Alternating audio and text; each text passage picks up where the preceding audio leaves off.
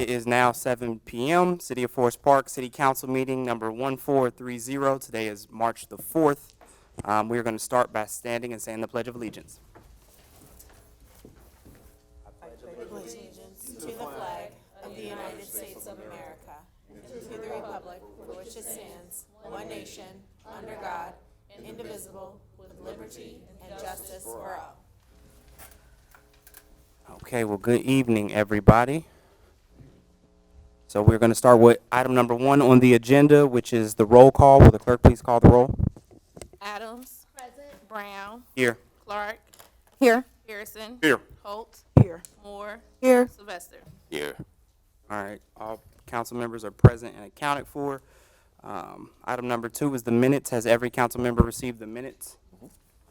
Are there any changes or corrections to be made? All right, hearing none. Moving on to item number 3, which is presentations, and we do have a presentation tonight, and it's going to be about from our partners at SORTA, and it's going to be the MetroNOW presentation. So please come to the podium and state your name and take it away. Good evening. My name is Troy Miller. I'm the Government Relations Liaison for Cincinnati Metro. I'd like to say thank you for having us here, Mr. Mayor, Vice Mayors, Council, and especially Chelsea Clark. She's one of our SORTA board members, so it's good to see some faces. Today we're here to give you an update on what's going on Metro Now, a little bit about Metro, and thank you as residents of Hamilton County, because we wouldn't be doing this if it wasn't for the tax levy that passed a couple years ago. So it's partly, it's the county that made this happen. So I want to thank you, and with that, Amy Randall's she's a senior manager of transit planning and mobility on demand. She's going to give a presentation. If we have any questions, we can answer afterwards. We'll go through it. Thank you all. Again, my name's Emmy Randall, Senior Manager of Transit Planning and Mobility on Demand. I'm here tonight to reintroduce the MetroNOW service to you and give you an update on how that service is going. And then also I have an announcement to share with you about an expansion of that service. So if you would go ahead with the slides. Yeah, keep going, please. So MetroNOW is our new service that we launched this last year that uses smaller vehicles to serve suburban areas that we can't serve with fixed route. So we launched this service back in May with the Springdale-Sharonville zone. That's shown on the map there in blue as Zone E. Then we launched the Northgate Mountain Healthy Zone in July. That's shown in orange on the map, Zone C. So the idea behind this service is that these are small zones where you can catch on-demand trips in these small vans to get you to your daily needs, things like shopping, medical appointments, and of course job hubs that are located in these zones. The trips have to start and end within that designated zone, and you book those rides when you're ready to take the ride. We do plan to launch an additional 4 zones. Those are shown on the map. Zone D in pink there on the map is the Pleasant Run North, what we're calling the Pleasant Run North zone, that includes a large portion of Forest Park and also Pleasant Run to the north of Forest Park. So when we launch all those, we'll have 6 zones that will be rolled out, and we're still working on these as a pilot. So we haven't quite worked out the specifics of how trips will take place between the zones, but we'll be figuring that out here in the next little bit. We do plan to launch at least 2 more zones this year as soon as we can get vans and operators. We do have a van order in, so hopefully we will get those launched later this year. Okay, go ahead with the next slide. So this is what the van looks like. You all saw that sitting out tonight. Hopefully you had a chance to take a look at it. But they can hold 8 passengers and 2 wheelchairs. All the vans are handicap accessible, and they also have space for 4 child seats on each van. I also want to note that with a paying adult passenger, 2 children under 37 inches can ride free. So that's another great feature of this service. Okay, go ahead. So you can book a ride either using your phone. The MetroNOW app is easy to download. It works very similar to an Uber or a Lyft app.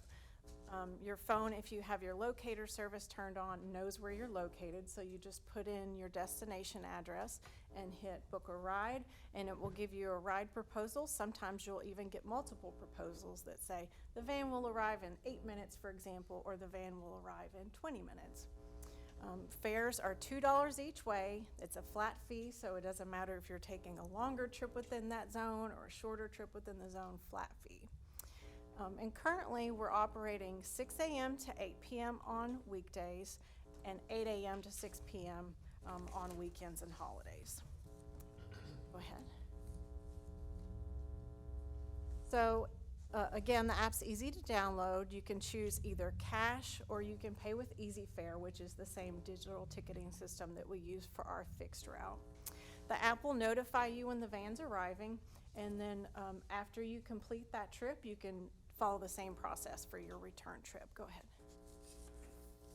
You can also call our dispatch center, and there will be a reservationist who will book your trip and give you your estimated arrival times. Go ahead. So this is a detailed map of the Springdale-Sharonville zone. It covers the Tri-County Mall area. It goes down to the Glendale Gardens area, and also as far east as downtown Sharonville. Go ahead.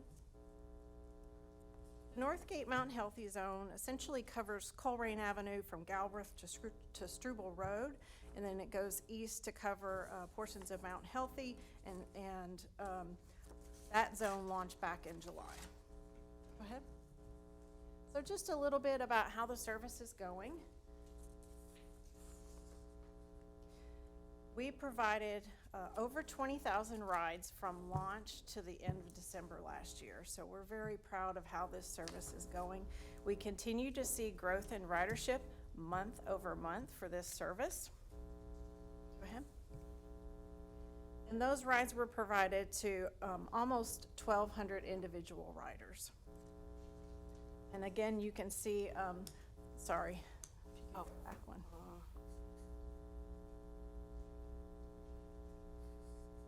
So this graph shows the returning riders are in the dark blue and new riders are in light blue, and you can see that each month we're gaining new riders. So that's the trend that we're hoping to see continue on for the next year or so. Okay. This chart shows the Springdale zone in green with monthly riders from August through February, and then the Northgate zone is shown in blue. The ridership in the Northgate zone is a little bit more than double what we're seeing currently in the Springdale and Sharonville zone. What we are seeing is that we do have some additional capacity within the Springdale-Sharonville zone to provide more service and to expand the zone. So that's what we're looking to do here in short order. So in February, as you can see, the trend keeps going up for ridership. In February, we provided 5,200 rides. And the on-time performance rate continues to be really, really high. And what that means is when you get your ride proposal and it says the van will arrive in 12 minutes, 98% of the time it's either on time or within 4 minutes of when it says it's going to arrive. So it's very reliable. Okay, go ahead. So we're averaging about 200 rides on weekdays and 134 rides on weekends between the two zones. Go ahead. And then this slide shows the distribution of rides across a typical weekday. This is for February. So you can see an AM peak there between 6 and 7 a.m., so that first hour of service. And then we see an afternoon peak between, say, 1 and 4 p.m. So it's pretty indicative of people using this for morning appointments or afternoon appointments, and then the pattern kind of trickles off in the evening. One of the things that we've heard from our customers is that they would like to use the service to go out to dinner and to stay out a little bit later, or perhaps go see a movie, but the ending time of 8 p.m. is not quite late enough for them to be able to do that. So we're looking to expand the hours of service as well. Go ahead. So this is a heat map just kind of showing where we're seeing people go. As you might expect, the Kroger and Target are two of the hot spots within this zone. We're also picking up a lot of riders in the Maple Knoll Village Retirement Community, so that's great to see our seniors using the service. Go ahead.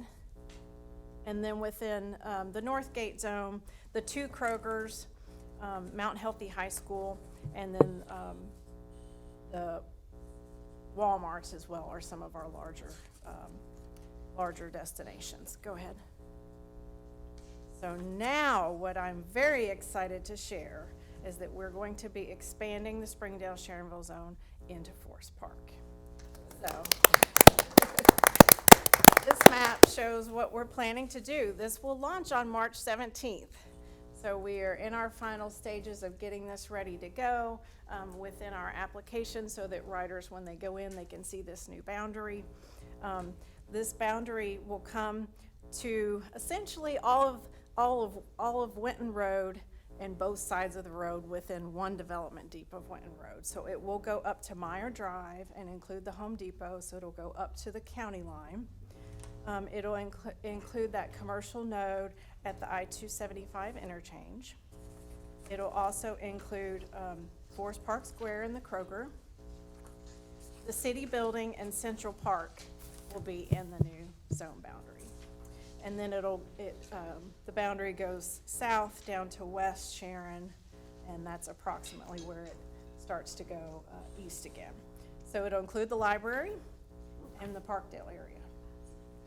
We are very excited to see how this will impact ridership and provide rides within the community of Forest Park. Okay, next slide. We're also, one back. Yeah. We're also expanding the boundary of the Northgate Mount Healthy Zone slightly to accommodate some additional pieces there. So we're going to be extending the southern boundary to include all of Galbraith Road, both sides of the road. We're adding the Clovernook Center for the Blind. We're adding the Colerain Township Senior Center, and also the Rumpke portion of Rumpke that is the Employment Center, because we've had some requests to get people to that destination. Go ahead. In addition, we're going to extend the hours of service each day of the week to 9 p.m. That will also launch on March 17th. So we hope that we'll be able to see the evening ridership grow a little bit so that people can now take both of those trips, getting somewhere and then making that return trip. Again, this will launch on March 17th. We're very excited to see how this will serve the community. I have brought a big stack of flyers that I would love to hand out and leave here. If you've got folks that are coming in and out of the city building, they can pick that up. Do you have any questions for me? Any member of council have any questions? I had a quick question. On the map, did I see it just running up, basically up Winton Road, the new set? So hopefully we appreciate that. It's great. We love the expansion. But we still have a significant part of Forest Park that may not be in the zone over to the west side of Winton. And particularly that's some of our newest development that's going on right now. So we'd hope that would be able to be expanded out into that zone very quickly. We do plan to launch a zone that will cover all of the community in one zone. It's that, F one? it was back kind of at the beginning of the slideshow. I don't know if you could go back to that map, but it's shown as Zone D, Okay. that pink zone. So what we're doing now is expanding E kind of halfway into that D, but once we launch D, then we'll have to work out how do you get between the zones. But the idea would be that the entire community would be within that next zone that we launch. Thank you. We wanted to go ahead and add some additional capacity where we could. Yeah, did you, might have missed this, what was the timeline on the launch of that zone? as soon as we can get vans. And I wish I had a sharper answer than that, but the vans have been ordered. We hope to receive them sometime this Okay. summer. It could be late summer or early fall, knowing how these timeframes work for orders, but this year for sure. Okay. I would like to make one ask. If you have a social media site, we could put information on of this. We have a communication department, we could send out something. We've done it for other municipalities. We'd love to do that too, so we get the word out. So that's very important to us. Like I said, thank you for your support over the years. Great. Thank you. We'll Thank you. contact you on that. Thank you. Thank you, Troy. Thanks, Emmy. All right. We want to thank our partners at Metro for making this presentation, and we're looking forward to having the nicest vans in the fleet once you expand in the Forest Park. Okay, and that concludes item number 3, which is presentations. Moving on to item number 4 on the agenda is communications from the public. So this is a time for citizens to comment on matters before council or to ask questions of concern to them. So when recognized, please come forward to the podium, give your name and address, and then state your comments or questions. Council meetings are tape recorded for ease of transcription, and comments are limited to 5 minutes. So if anyone would like to address council, you can come up to the podium. There should be a sign-in sheet up there. Just give your name, and then you can address council, but please limit your comments to 5 minutes. And again, everything is recorded for transcription purposes.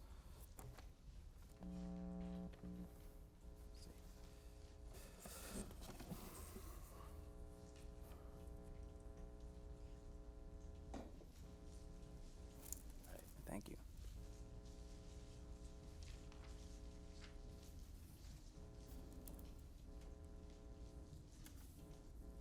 Good evening. I want to thank you all for allowing me to come and speak. I'm here today because I have received a letter in the mail about an ordinance. And the ordinance, when I received it and I filled it out, I thought it was for the tax purpose of knowing who I was renting to so that they could pay their taxes to Forest Park. But once I came down here to drop the paper off and took it up there, they told me it went down to the inspector's department. So Daryl was down there, and I gave him the form, and so I asked him, I said, well, why do you need all this information about the tenants if you're doing an inspection outside the property? And he said, because if they get in trouble, then we'll have the information to turn over to the police. I think it's an invasion of privacy, and I think you're asking me to do something that I shouldn't have to do for my tenants. Also, the inspection, they want to charge us $100 per property. I have lived in Forest Park since '91. I used to own 3 properties, but now we have 2. I'd like to send you the picture around so that you can see my property. Thank you. And I thought, years ago, they sent out a letter saying it was going to be $25 to inspect. But now it's $100, and that's for a single dwelling house. And for a I guess a 2-story house or 4-story house, it's going to be $100. So why am I paying $100 for 2 properties when if you got more than 1 unit in a building, you're only paying $100?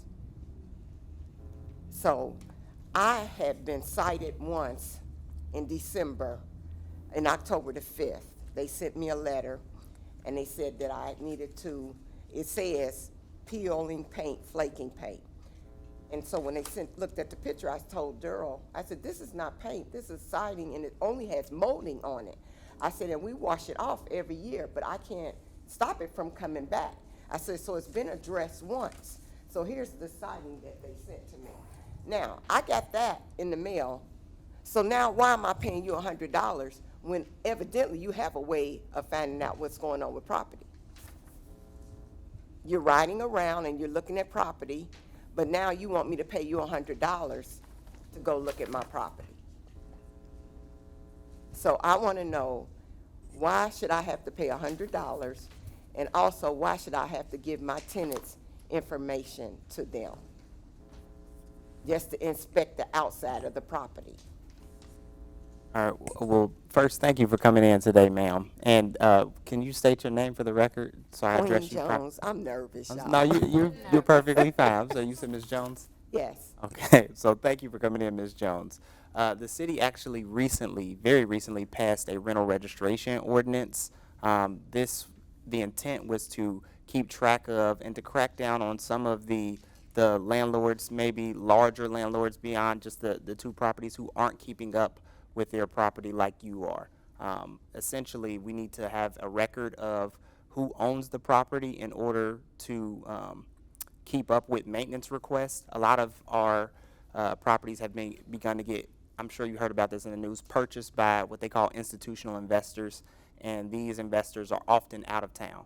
So if Yes, they call allow me every day, all day long. to get your property right, and in So order I'm familiar with that. keep better track of that, we had to make sure that we had a mechanism in place to have information on these direct owners. Now, all of them aren't as good of landlords as you are. If they are molding on the siding, they're not coming out and cleaning that up, and that creates a blight and an issue for not only the tenant who lives there, but the surrounding neighbors. So that's really the intention behind the rental registration property.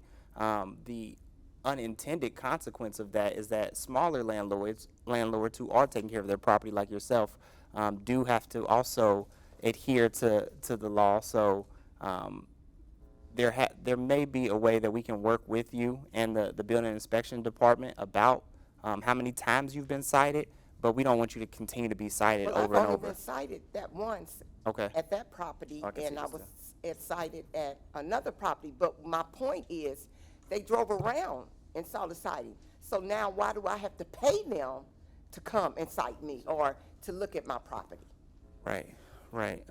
And to that end, I will have to defer to the city manager because it is our building inspections department's responsibility to go around and check for code violations. And I'm not sure if this is in regards to a property, like a code violation, or if it's in regards to the rental registration fee.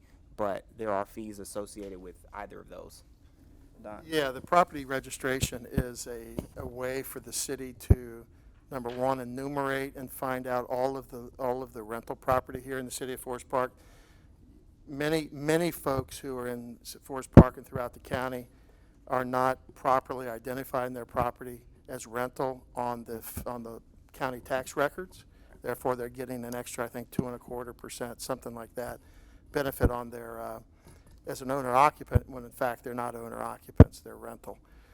So that's one of the issues. Also, historically, the issues that we find for property maintenance in our community, we are a bedroom community. We were originally built not for rental property. These neighborhoods were not built for that. These are single-family homes that were built for owner occupants. Obviously, over the last 50, 60 years, that's evolved, and many of our properties are owned by institutional investors, out-of-town investors, and local folks who have a couple homes or 3 or 4 homes themselves. But we find that many of the issues that we face in the community are a direct result of either poor maintenance or rental issues, and can be traced back to that. So we are asking that everyone, in fact, the city have passed an ordinance, that all rental property needs to be registered, so that we know who the owner is, we know who the agent is, but also importantly, we're not going in the homes. We will if you want us to, but we're not doing an inside inspection. But you have to certify on this piece of property that you are maintaining your property according to all of the health, safety, and building requirements of the community. So this is a way for us to, and then we fund that. Yes, we will do an inspection, but we also do drive-by inspections. We inspect the entire community. This is a way for us to make sure that we get out there and we inspect at least once every single property in the community and get a baseline in terms of every single rental property in the community.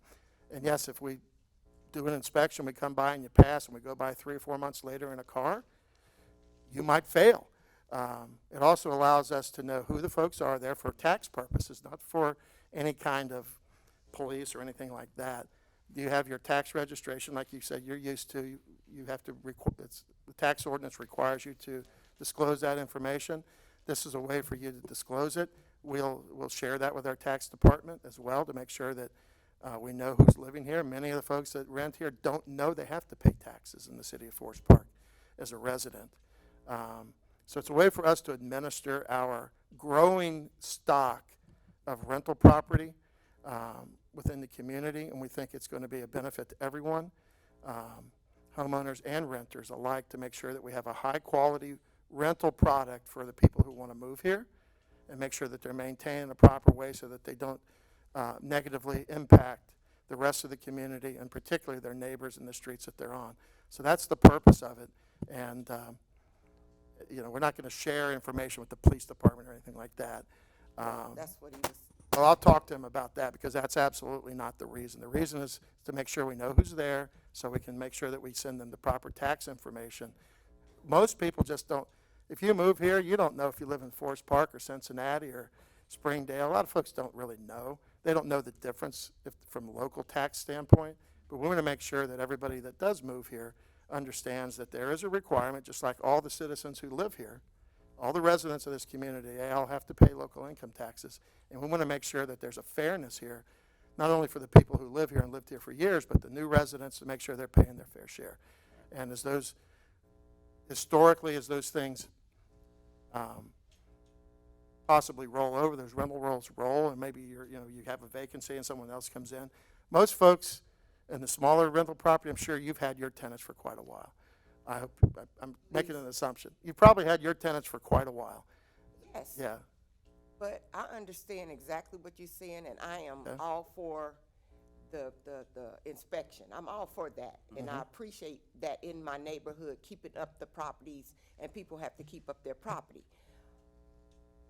I understand the thing about the renters, but my problem is, why am I paying $100? That's steep for me to pay $100 for you to walk around my property. That's a lot of money.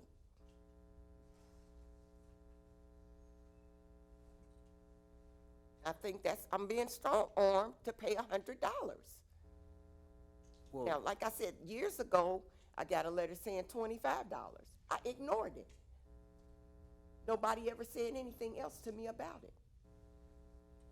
Now you want $100 from me to pay for my 2 properties, when if somebody got a 4-family, they're paying $100.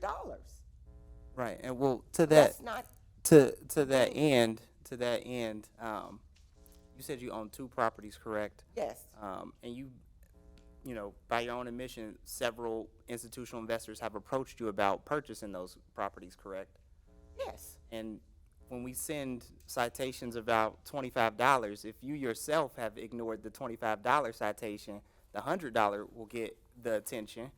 So if you're thinking about a much larger corporation, the $100 is what is going to get people's attention, to make sure that we can not only have good tenants coming into the community, but also making sure that people are maintaining their property. Now, I can empathize with you. $100 is steep, and we know $100, especially with inflation right now, that's, it's not a lot of money in groceries, but it's a lot of money coming out of our pocket. That being said, this ordinance was for the benefit of everybody in the community, because we do have an influx of institutions coming in purchasing properties. Wow, have you already paid the ordinance? No, I have I mean, not. have you already paid the citation? No, and I'm gonna tell I you would- why I didn't Yeah, pay. okay. Because when I talked to him, and it's on the, first of all, it says, whatever comes first, whether if the tenant moves out or the fiscal year roll around. Right. So if my tenant move out, you're saying I gotta pay another $100 for another set of tenants. The other thing with that is, he said that, on the back of it says it gives you an option to opt out, or you can agree to do it. And so I showed him that. I said, well, can I opt out? Oh, no, you can't opt out. That's the wrong form. They sent you the wrong form. And I told him, I said, well, when you send me the right one, I'll take care of it. So he said the form he sent me was the wrong one, because it gave me the option to opt out and have my own person inspect it.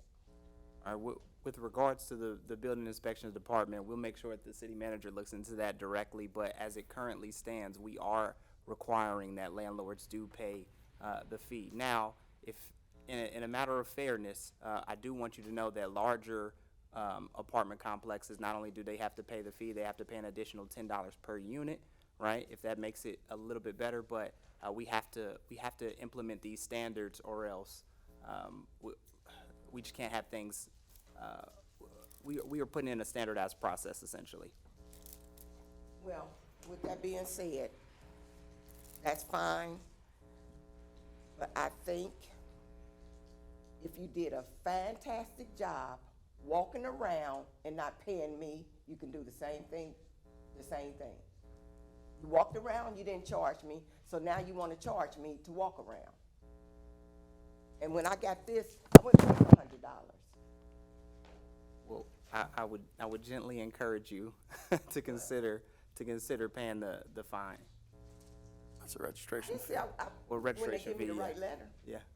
Yeah. So we'll make sure we get the right letter out to you, ma'am. But thank you. Just to clarify again, for the people that might be watching, the opt-out function, you can opt out of the inspection if you provide a certified inspection from I believe it's an architect. So if you want to pay for an architect or a building official to inspect your home, instead of having the city come and do it, you can do that, and we'll accept that from a certified building official. But that still does not relieve the fact that you still have to register and all of the other things that need to go on. It's just whether you would prefer us not to come and inspect your property if you want to have your own. You can't opt out of that inspection. We still have the ability to go drive down the street, and if we see something, we can still see it anyway. But if you want that initial inspection where you're going to certify it, With that. I'm just saying that the opt-out function is not opt out of the registration, it's opt out of that inspection, but you have to pay for a certified inspection from a registered professional. And that's what I asked him about, Yeah. and he said no. Oh. That's what when I We'll- saw we'll that, t- can I opt out? Which Daryl was that? No, never mind, we'll talk afterwards. We'll get that We can information. discuss We have a offline. couple We'll make Daryls. sure we'll make sure the city manager addresses that. So please stick Okay. around for a Okay, moment, thank or you. if you provided your information, they can get to you. Please. If you provided your information on the podium, they can Yes. They can We'll give you a contact you. call. So thank Okay, you. Okay, Thank you. thank you, thank you. Thank you, ma'am. Appreciate it. For keeping your properties looking. All right. Anyone else would like to address council? Yeah, please come up, and then you should be able to sign in on the sign-in sheet. Good. Good evening, everybody. Mr. Mayor, Vice Mayors, members of council, staff. My name is Sam Porter. I'm an attorney at the law firm Vice Miller in Columbus, Ohio. Thank you very much for having me here this evening. This is my first time in Forest Park, so I appreciate all of the wonderful hospitality that I've received since I've been here, and thank you. I'm here tonight. I have a client that's very much interested in a medical marijuana facility, dispensary here in Forest Park. I am here with regards to the proposed resolution 10-2024 regarding the moratorium on today's agenda. First, I just wanted to extend my appreciation to the staff, the great discourse that I've had today with them, and having an understanding of the moratorium. I'm also very appreciative that what was the proposed moratorium has now been amended that would allow a medical marijuana dispensary here in Forest Park. And just to share with you that we are supportive. I haven't had a chance to review the amended resolution, but I've seen as it is on the agenda. And if it's just the striking dispensary from the moratorium, we would be in support of that. But again, just very appreciative of everybody's time. And if you have any questions about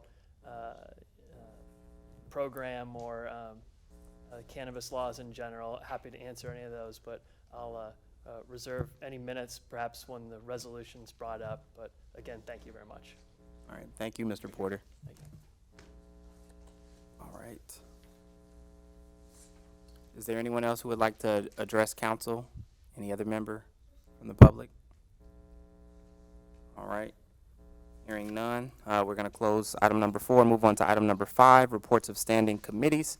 We're going to start with Councilmember Adams. Well, thank you, Mayor. Good afternoon, good evening, everyone. Very happy to be here today.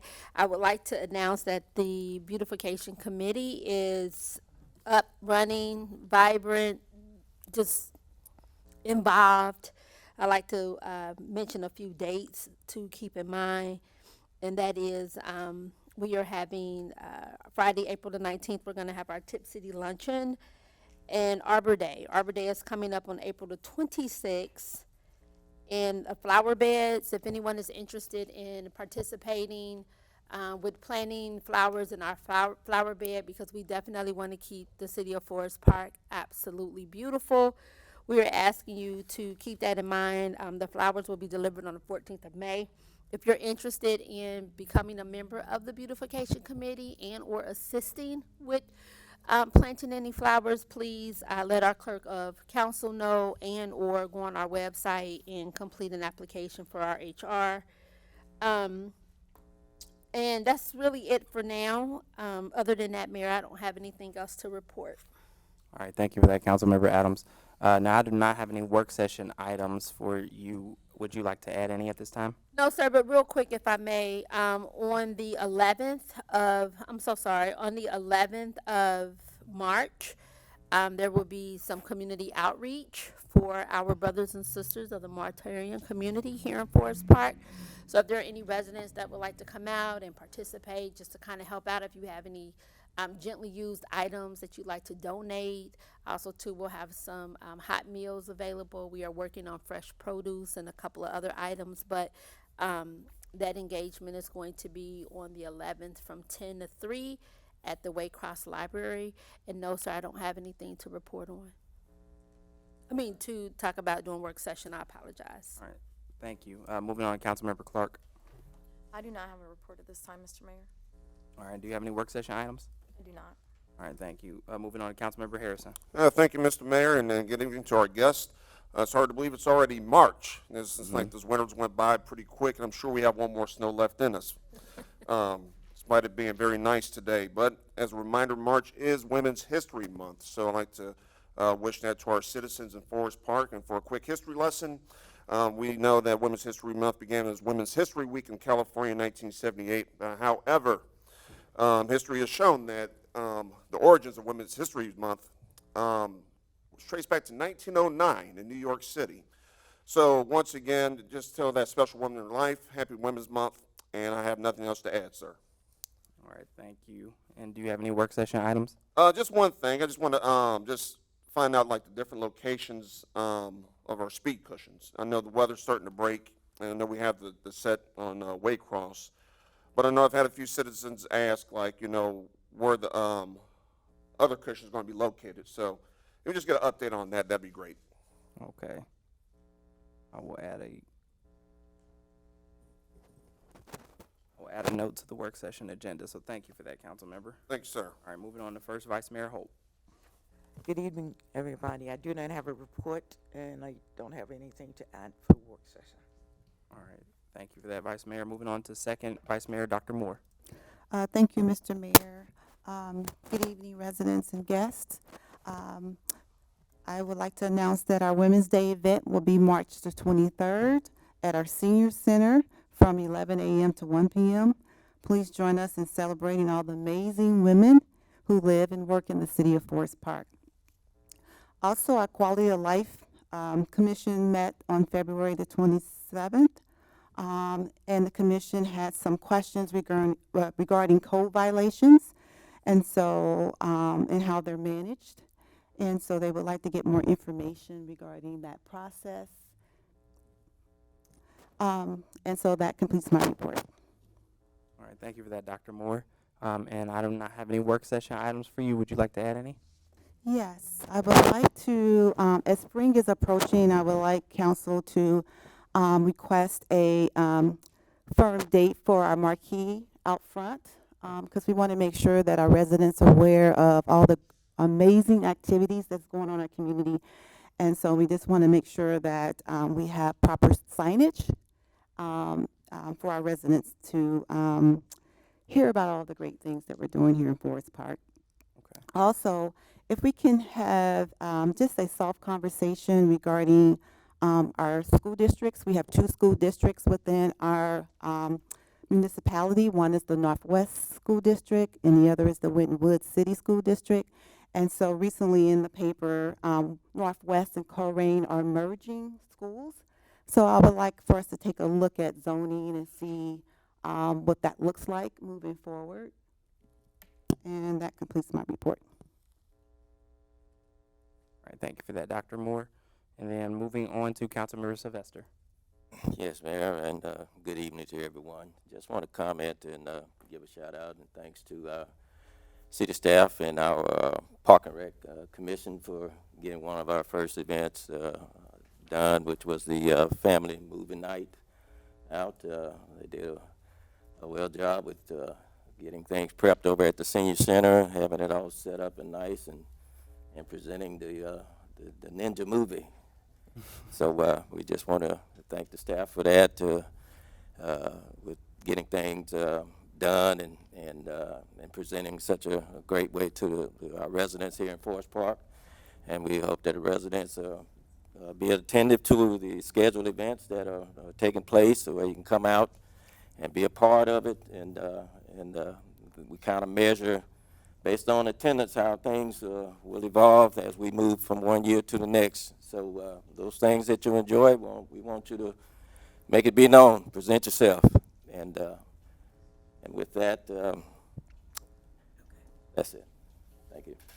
All right, thank you for that, Councilmember Sylvester. And would you like to add any work session items? No work session items. Okay. And that concludes item number 5, reports from standing committees. Moving on to item number 6, which is the mayor's report.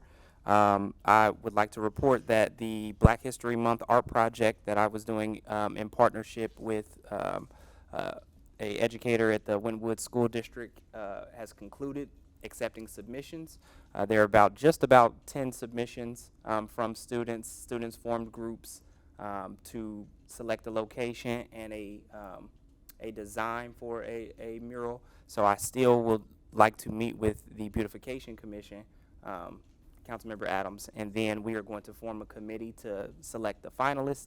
And I invite all council members to attend that once that date is finalized and settled, so we can select our, the city's first meeting, our first mural ever.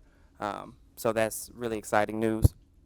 And that concludes my report, but I will add to the work session a conversation around not only summer events, because I would like to see the list of events for this summer, but I want to add a conversation to continue our conversation about food trucks and the zoning to allow food trucks during the peak lunch hours around our business districts, to see where we are with that, with progress on that. And that is the only item I would like to add. So then moving on to item number 7, which is the city manager's report. Mr. Don Jones. Yeah, I'll keep it a little bit quick. We have our summer shelter rentals started March 1st, so first come, first serve. That's all online, so if you want to rent one of our shelters for the summer for any event, you need to go online and do that. We have our Elder Justice Seminar. It's presented by a Hamilton County prosecutor. That'll be March 15th from 10:30 at our senior center. If you're a senior or you're involved with a senior, if you have been a victim of any kind of senior scams or frauds, there's some information about the resources available to help fix that for you. And if you want to learn how to avoid those scams and frauds, there'll be information about that as well. So it's free and open to the public. Again, there'll be the Elder Justice Seminar March 15th at 10:30. As a reminder, we just spoke about it a little bit earlier, but our rental registration program is March 1st is the due date. If you haven't already registered, make sure you do. Also, we have a vacant and foreclosed property registration as well in our ordinances. So if you're the owner of a vacant property, or if you're the owner, a bank, of course, of a foreclosed property, you must register those as well. We have a firm that will handle all of that registration once the properties are identified. Our summer camp scholarship program is ongoing. Again, those funds are limited. It's 50% discount for the summer for our kids' programs at the zoo and great parks. Again, that's 50% discount for Forest Park residents. March 23rd is the breakfast with the Easter Bunny. That's at 10 a.m. It's always a great time at Frisch's on Winton Road. It's at 10 o'clock, and we can leave there and go right up to, make sure you make reservations, though. Go up to the Women's Day event at the Senior Center. That's going to be a great event. And tomorrow, the city will be hosting a property maintenance roundtable. Again, property maintenance is, we did a survey last summer, and property maintenance, besides taxes, was the #1 issue that people in our community are concerned about.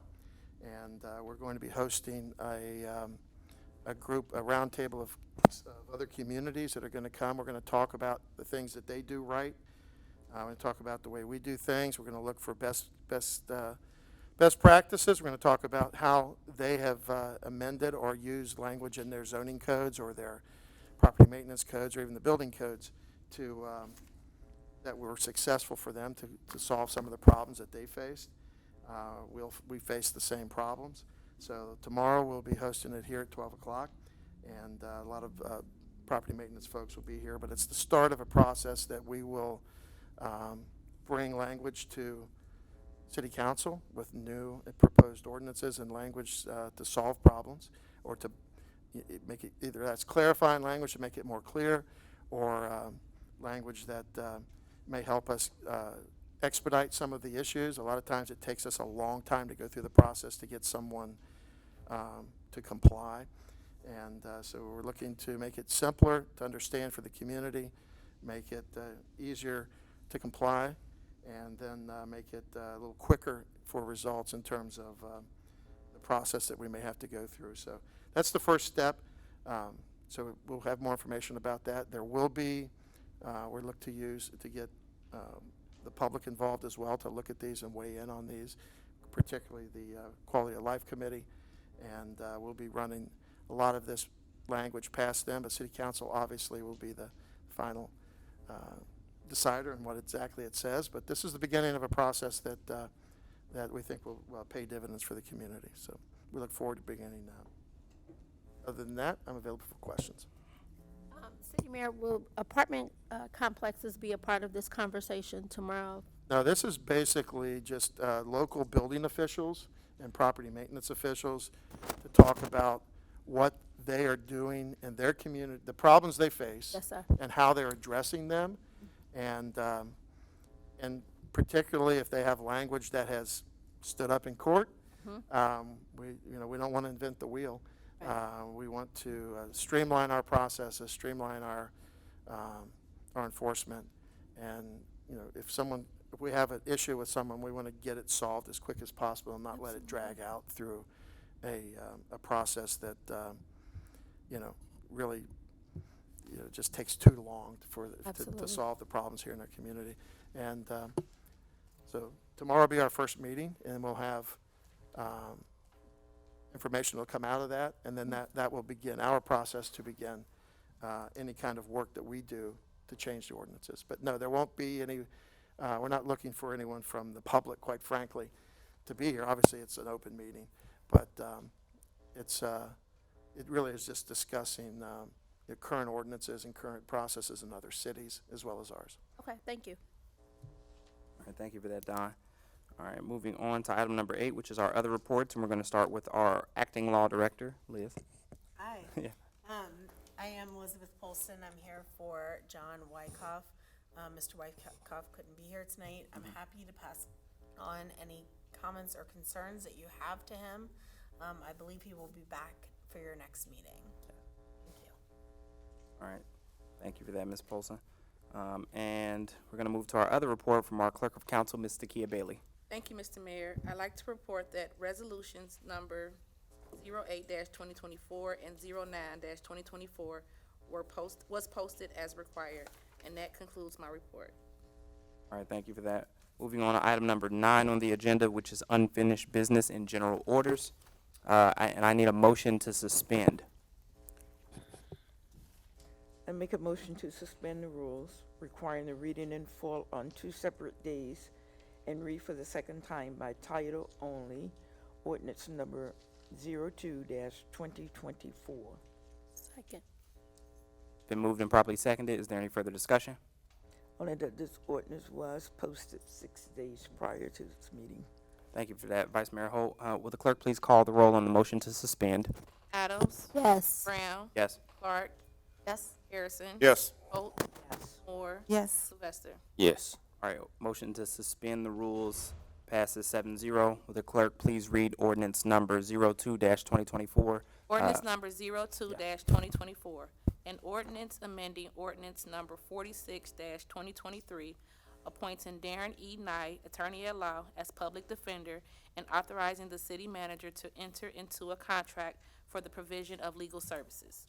Yeah, this is the ordinance that we typically do every year because Dan is our public defender that defends us in court. So with that, I would urge adoption of this ordinance. Can I get a second?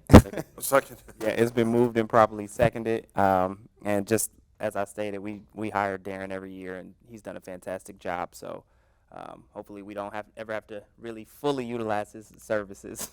So will the clerk please call the roll on the motion to adopt? Brown. Yes. Clark. Yes. Harrison. Yes. Yes. Moore. Yes. Sylvester. Yes. Adams. Yes. All right. Ordinance number 02-2024 passes 7-0. And we're going to move on to item number 10 for new business, and I need another motion to suspend.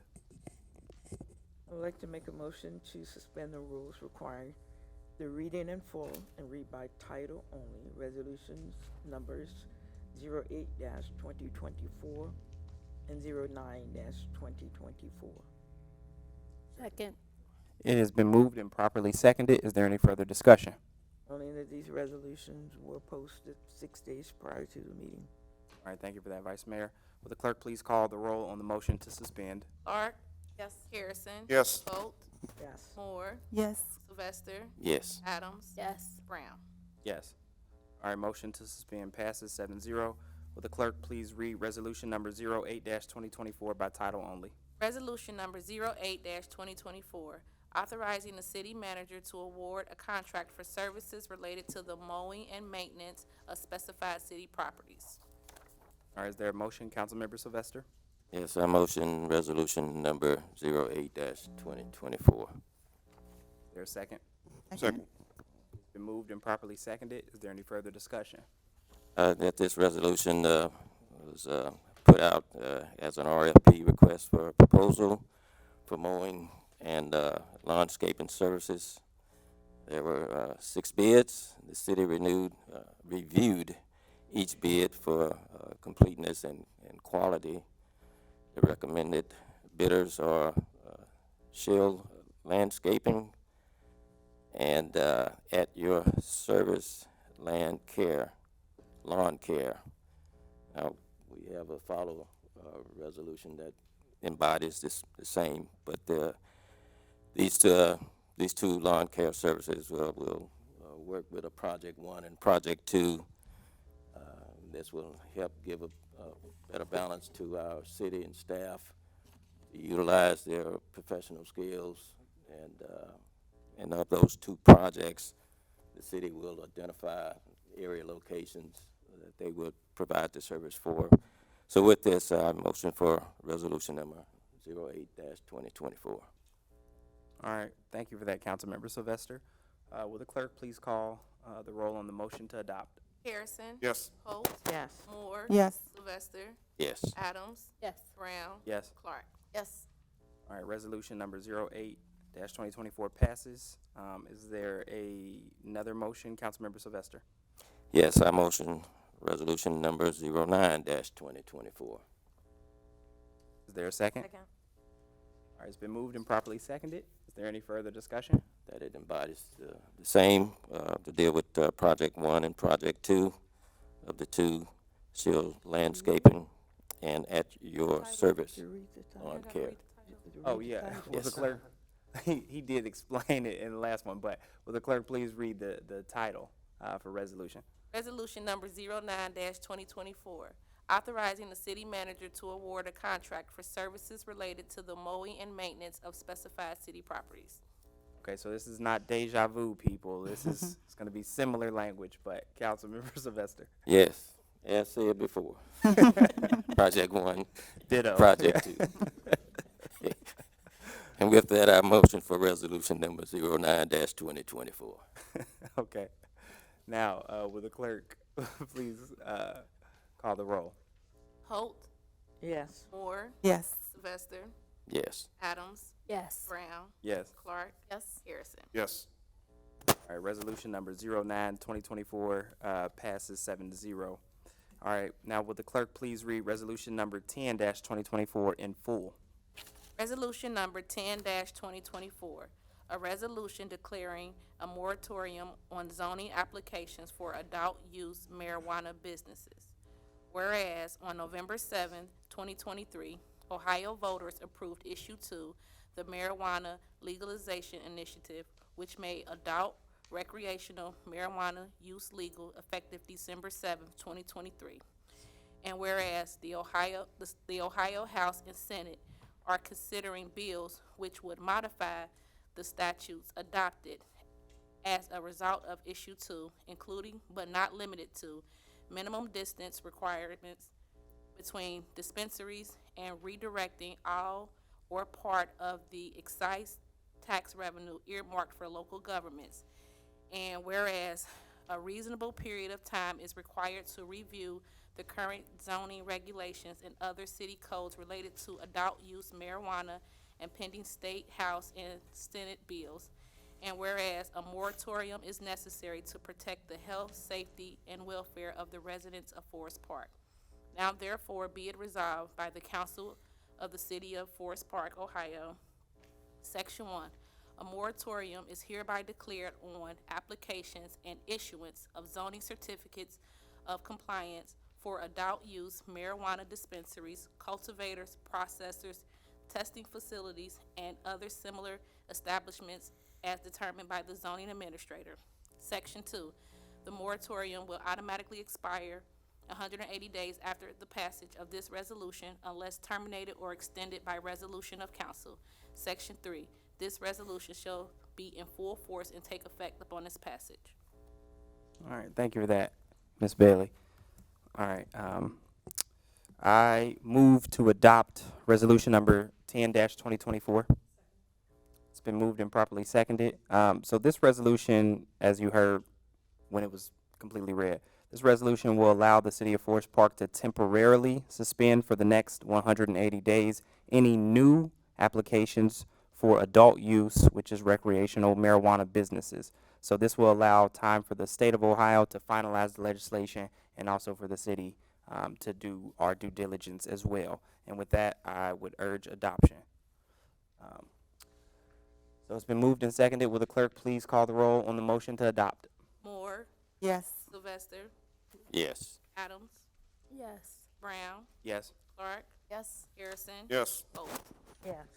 All right, resolution number 10-2024 passes 7-0.